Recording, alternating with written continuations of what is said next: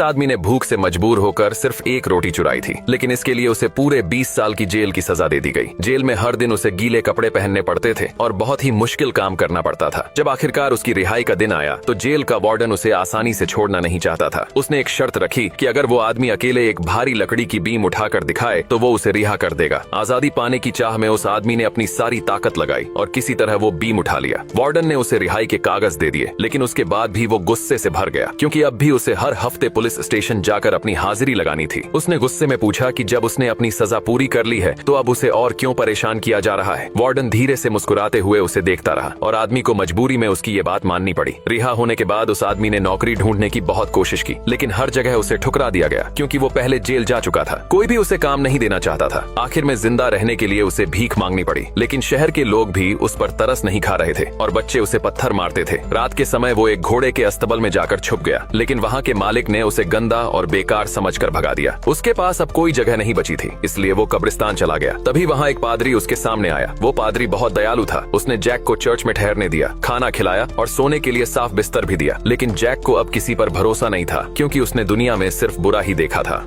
ये आदमी एक कार हादसे में बुरी तरह घायल हो जाता है और किसी तरह से उसकी आत्मा एक स्मार्टफोन में चली जाती है। जब वो खुद को अनलॉक करता है तो सबसे पहले कैमरा खोलता है और आसमान की फोटो खींचकर सोशल मीडिया पर पोस्ट करता है। वो लिखता है कि अब वो एक मोबाइल बन चुका है और उसकी बैटरी सिर्फ 15% बची है। वो अपनी लोकेशन भी डालता है और उम्मीद करता है कि कोई आकर उसे ढूंढे और चार्ज कर दे। वो वादा करता है कि जो उसकी मदद करेगा उसे बड़ा इनाम मिलेगा। अगले दिन जब उसकी बैटरी सिर्फ 3% बची होती है, तभी एक आदमी पहाड़ों में घूमते हुए उसे ढूंढ लेता है। जैक उसे घर ले जाकर चार्जर में लगाता है। जैसे ही फोन चार्ज होता है, वो अपने आप अनलॉक हो जाता है और बोलने लगता है। जैक डर जाता है और फोन को दूर फेंक देता है। तभी फोन खुद ब्राउजर खोलकर बताता है कि वो असल में एक बड़ी कंपनी का मालिक जिन है। जैक को लगता है कोई दूर से फोन को चला रहा है। खुद को साबित करने के लिए वो जैक से कहता है कि वो अपना बैंक अकाउंट नंबर डाले और वो तुरंत उसके खाते में $10 मिलियन भेज देगा। जैक ऐसा करता है और चौंक जाता है, क्योंकि उसके खाते में सच में पैसे आ गए थे। जिन कहता है कि अगर वो उसकी और मदद करेगा तो वो उसे $100 मिलियन देगा। जैक कहता है कि